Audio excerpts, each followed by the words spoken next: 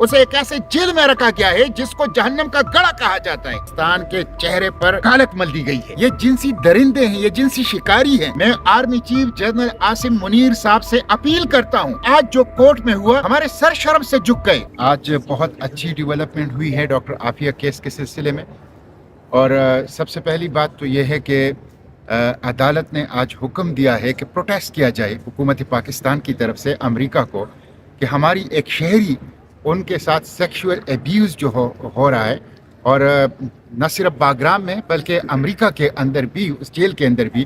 تو یہ ایک عدالت نے حکم جاری کیا موفا کو، منسٹری آف فارن افیئرس کو، حکومت پاکستان کو، کہ اس پہ آپ پروٹیسٹ جاری کر لیں۔ یہ بہت شرمناک بات ہے، اور اس میں تمام 20 سال میں جو ملٹری گورنمنٹس ہیں اور ڈیموکریٹک گورنمنٹس ہیں وہ سب اس کے ذمہ دار ہیں۔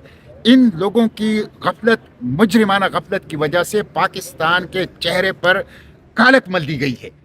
پاکستان کی ایک شہری کے ساتھ امریکہ کی جیل میں سیکشول ایبیوز ایک طویل عرصے سے ہو رہا ہے۔ تو ایک تو یہ، دوسری یہ ہے کہ ان کو کسی ایسی جیل میں منتقل کیا جائے جہاں ان کو انسانوں کی طرح رکھا جائے۔ ایک بدترین قسم کا تشدد ان کے اوپر، نفسیاتی، جسمانی اور جنسی تشدد اس کے اوپر ہو رہا ہے۔ اور جس طرح آخری ملاقات میں انہوں نے اپنے وکیل کلائف اسمتھ سے کہا کہ مجھے یہاں نہ چھوڑو، یہ جنسی درندے ہیں، یہ جنسی شکاری ہیں، مجھے اس جیل سے نکالو، مجھے یہاں نہ چھوڑو، میں سمجھتا ہوں یہ ان کی ذہنی اور جسمانی جو حالت ہے اس کو ظاہر کرتی ہے۔ اور تیسرا انہوں نے اس کو یہ کیا کہ بھئی جو قیدیوں کے تبادلے کا دنیا کے اندر ایک رواج ہے، اس کے مطابق آپ، یا امریکی لاز ہیں، امریکی قوانین ہیں، اس کے مطابق آپ ڈاکٹر عافیہ کو پاکستان لانے کے لیے کوئی روڈ میپ، کوئی پلان جو ہے اس کے اوپر کام کریں۔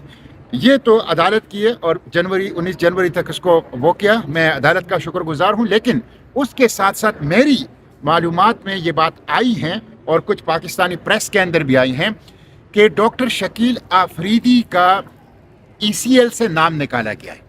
تو میں سینیٹ آف پاکستان پہ بھی موو کر رہا ہوں، اور میں آپ کے توسط سے حکومت پاکستان سے بھی 2-3 سوالات کرتا ہوں۔ نمبر 1، ہمیں یہ بتایا جائے کہ ڈاکٹر شکیل آفریدی کو سزا کس عدالت نے دی ہے، وہ کون سی سزا ہے، number 1۔ Number 2، doctor Shakeel Afridi کے بارے میں ہمیں یہ بتایا جائے کہ کیا ان کا نام ECL میں ہے، اور وہ کب سے ECL میں ان کا نام ہے۔ نمبر 3، ہمیں یہ بتایا جائے کہ کیا یہ رومرز اور یہ خبریں، نیوز واقعی درست ہیں کہ ڈاکٹر شکیل آفریدی کا نام ECL سے نکالا گیا ہے یا نکالا جا رہا ہے۔ نمبر 3 اور نمبر 4 یہ کہ کیا حکومت پاکستان امریکی دباؤ پر ڈاکٹر شکیل آفریدی کو امریکہ کے حوالے کر رہے ہیں یا نہیں۔ میں سمجھتا ہوں کہ ریمنڈ ڈیوس کا ایپیسوڈ 2، یعنی ریمنڈ ڈیوس کے دوسرا قسط پاکستانی قوم، پاکستانی سرزمین پر امریکہ کے لیے دہرانے نہیں دیں گے۔ ہماری بیٹی وہاں پہ ہے امریکہ میں، ان کے ناجائز طور پر، وہ پاکستانی شہری، امریکی شہری بھی نہیں ہے، انہیں افغانستان سے انٹرنیشنل لا کی خلاف ورزی کرتے ہوئے زخمی حالت میں 2 گولیاں ماری گئی تھی، ان کو وہاں پہ شفٹ کیا گیا۔ گزشتہ 20 سال سے سائیکولوجیکلی، فزیکلی، سیکشولی ان کا ایبیوز ہو رہا ہے۔ دنیا اب اس سے آگاہ ہے، اسے ایک ایسے جیل میں رکھا گیا ہے جس کو جہنم کا گڑھا کہا جاتا ہے۔ اور دوسری طرف آپ ایک ایسے بندے کو جنہوں نے امریکہ کے لیے پاکستان کی سرزمین پر پاکستان کی قوانین کی اور پاکستان کی مفادات کی خلاف ورزی کرتے ہوئے، غداری کرتے ہوئے آپ ان کے نام جو ہیں وہ ECL سے نکال رہے ہیں، تو حکومت پاکستان اس کی وضاحت کرے۔ اور قوم سے میں کہتا ہوں کہ وہ جاگتے رہیں، آنکھیں کھلی رکھیں، کان کھلی رکھیں، اور کسی بھی صورت میں یہ جو امریکہ کی غلامانہ خدمت گزاری کا سلسلہ ہے اس کو جاری نہ رہنے دیں۔ آرمی چیف صاحب ان دنوں امریکہ کے دورہ پر ہیں، کیا ان کے جانے سے پہلے آپ لوگوں کی جانب سے کوئی مطالبہ ان سے کیا گیا، ان کو کوئی لیٹر لکھا گیا کہ وہ وہاں پہ جا کے بات کریں؟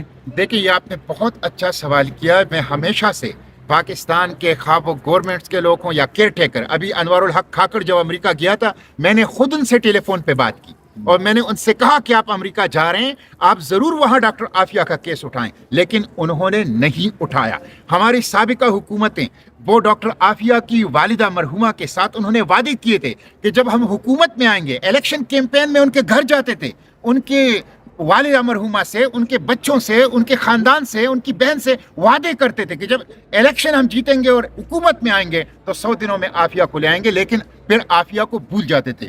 تو اس میں سابقہ حکومتوں سے بھی اس وقت بھی ہم نے अपीलें भी की थी, खुतूत भी लिखे थे, और मैं आपके तवज्जुह से आर्मी चीफ से भी अपील करता हूँ, मैं army chief general Asim Munir साहब से अपील करता हूँ कि आज जो कोर्ट में हुआ, हमारे सर शर्म से झुक गए कि एक अमरीकी वकील जो प्रोबोनो रजाकाराना तौर पर आफिया का केस लड़ रहा है, उसने आज अदालत के अंदर ये इंकिशाफात किए कि सेक्सुअल एब्यूज उनका हो रहा है, और मोफा ने तस्लीम किया कि 2018 तक हमें इल्म था कि 2018 से पहले भी हुआ है, लेकिन अदालत ने उनसे कहा कि अभी भी हो रहा है, अभी भी हो रहा है। तो मैं army chief general Asim Munir साहब से रिक्वेस्ट करता हूं, अपील करता हूं कि वो अमेरिका में हैं, वो अमरीकी हुक्काम के साथ डॉक्टर आफिया का केस ज़रूर उठाएं। वो बेगुनाह है, वो बेकसूर है, वो पाकिस्तान की बेटी है, वो गैरत है इस वतन की, और कोशिश करें, जनरल आसिम मुनीर साहब आर्मी चीफ साहब से मैं रिक्वेस्ट करूंगा कि कोशिश करें कि ये इशू उठाएं, और न सिर्फ उठाएं बल्कि डॉक्टर आफिया को साथ ले आएं पाकिस्तान। क्या वजह है कि वहाँ जाकर सब खामोश हो जाते हैं, उनके मुंह को ताले लग जाते हैं, वहाँ पे जाके बात नहीं करते? पाकिस्तान की एक बेटी वहाँ पे मौजूद है, कोई मर्द भी वहाँ पे नहीं है, कोई कैदी जो है वो खातून कैदी हैं, तो उनके लिए क्यों नहीं बात करते? क्या समझते हैं इसके पीछे क्या महरिकात है? मेरा ख्याल ये है कि ये एक नाअहली है, मुजरिमाना गफलत है, और अमेरिका का खौफ और गुलामी है।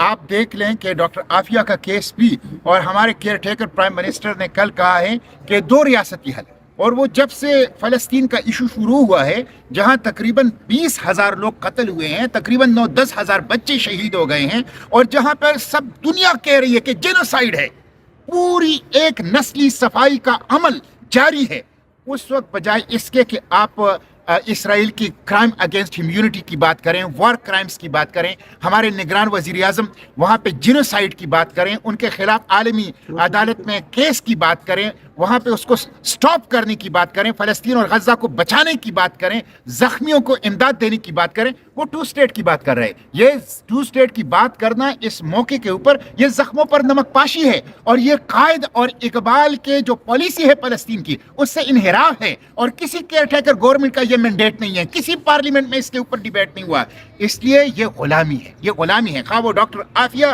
के हवाले से है, खा वो फ़लस्तीन के हवाले से। अच्छा सेनेटर साहब, आजकल हम देख रहे हैं कि मिलिट्री कोर्ट्स का हवाले से काफ़ी बात चल रही है, सुप्रीम कोर्ट का एक फैसला आया है, उसके ऊपर क्या कहना चाहेंगे? एक पहले 5 रुपये बेंच ने उसको कलअदम करार दिया था, अब उसकी इजाज़त मिली थी। देखिए, मिलिट्री कोर्ट्स की के अंदर समात, ये सिविल कोर्ट्स पे और अदालती निज़ाम पर नो कॉन्फिडेंस है, फिर आप बंद कर ले इन सारे अदालतों को, नंबर 1। दूसरी बात यह है कि मिलिट्री कोर्ट्स कॉन्स्टिट्यूशन के आर्टिकल 10A की खिलाफ वर्जी है। मिलिट्री कोर्ट्स में कोई फेयर ट्रायल का मौका किसी को नहीं दिया जा सकता। अगर आपने मिलिट्री कोर्ट्स चलाने हैं तो इसका मतलब ये है कि यहाँ पर फिर कॉन्स्टिट्यूशन, यहाँ पर फिर डेमोक्रेसी, यहाँ पर फिर पार्लियामेंट, यहाँ पर फिर रूल ऑफ लॉ, यहाँ पे ये चीज़ फिर नहीं होगी। इसलिए मैं इसके हक में नहीं हूँ कि सिविलियन की ट्रायल मिलिट्री कोर्ट्स में की जाए। मैंने इसके खिलाफ पार्लियामेंट के फ्लोर पर भी हमेशा बात की है, मैंने इसके खिलाफ हमेशा जद्दोजहद की है, और आइंदा भी पार्लियामेंट के फ्लोर पर और पब्लिक में इसके खिलाफ बात करूँगा। इंतखाबात के हवाले से क्या कहना चाहेंगे? ताख़ीर के हरबे इस्तेमाल किए जा रहे हैं, कुछ पॉलिटिकल पार्टीज़ कह रही हैं, अब रिटर्निंग ऑफिसर्स की जो ट्रेनिंग का अमल शुरू हुआ था वो भी रुक गया। आप समझते हैं कि 8 फरवरी को इंतखाबात हो सकेंगे? देखें, 8 फरवरी के इंतखाबात पर गहरी धुंध और गहरे बादल छाए हुए हैं, और इस सब की जिम्मेदार जो है गुज़िश्ता पीडीएम की हुकूमत है कि जिन्होंने इलेक्शन लॉस के अंदर तरामीम की और जिन्होंने सेंसस को अप्रूवल दी, इलीगली सेंसस को अप्रूवल दी, इलीगली। और दूसरा, उसमें इलेक्शन कमीशन जिम्मेदार है, और जिसकी ये जिम्मेदारी है कि वो फ्री, फेयर और transparent election with in 90 days कर ले, इन्होंने नहीं किया। इस वक्त जो वफाक की हुकूमतें हैं और सूबाई हुकूमतें हैं, ये अपनी आइनी मुद्दत यानी 90 दिन केयर टेकर्स की पूरी कर चुके हैं। ये गैर कानूनी काबिज़ीन हैं और इनकी हुकूमत की कोई लीगल कॉन्स्टिट्यूशनल जस्टिफिकेशन नहीं है। इस वक्त पाकिस्तान के अंदर दस्तूर नामी चीज़ जो है वो वजूद नहीं रखती। तो मैं समझता हूँ कि एक दफ़ा इन्होंने गलती की है, जुर्म किया है, दस्तूर से इनखिलाफ किया है, दूसरी दफ़ा ये ना करें, और हर सूरत में कौम का मुतालबा है कि 8 फरवरी को इलेक्शन कराए जाए। तमाम जमातों को सर लेवल प्लेइंग फील्ड मिल रही है या नहीं, क्या देख रहे हैं? कौन सा लेवल प्लेइंग फील्ड? यहाँ तो अदालतें भी फैसिलिटेशन कर रही है, यहाँ तो नेब जो है वो एक घरेलू खादिमा की तरह लगी है कुछ पार्टियों की, यहाँ तो लाडला है, लाडला प्लस है, और लाडला 1, 2, 3 और 10 तक लाडले हैं। यहाँ तक एक तरफ तो रियासती प्रोटोकॉल कुछ लोगों को दिया जा रहा है, फैसिलिटेशन दी जा रही है, कुछ लोगों को दीवार से लगाया जा रहा है और वाज़े मीडिया के ऊपर कथने हैं, लोगों को ऑफ एयर किया जाता है, प्रेस का गला घोंटा जा रहा है, कोई लेवल प्लेइंग फील्ड नहीं है। अच्छा, लास्ट में बताइए, कल 16 दिसंबर है, सकूत ढाका का कौन जिम्मेदार? सकूत ढाका का बुनियादी जिम्मेदार, सबसे बुनियाद जो सकूत ढाका की रखी है वो जनरल अयूब खान ने रखी है।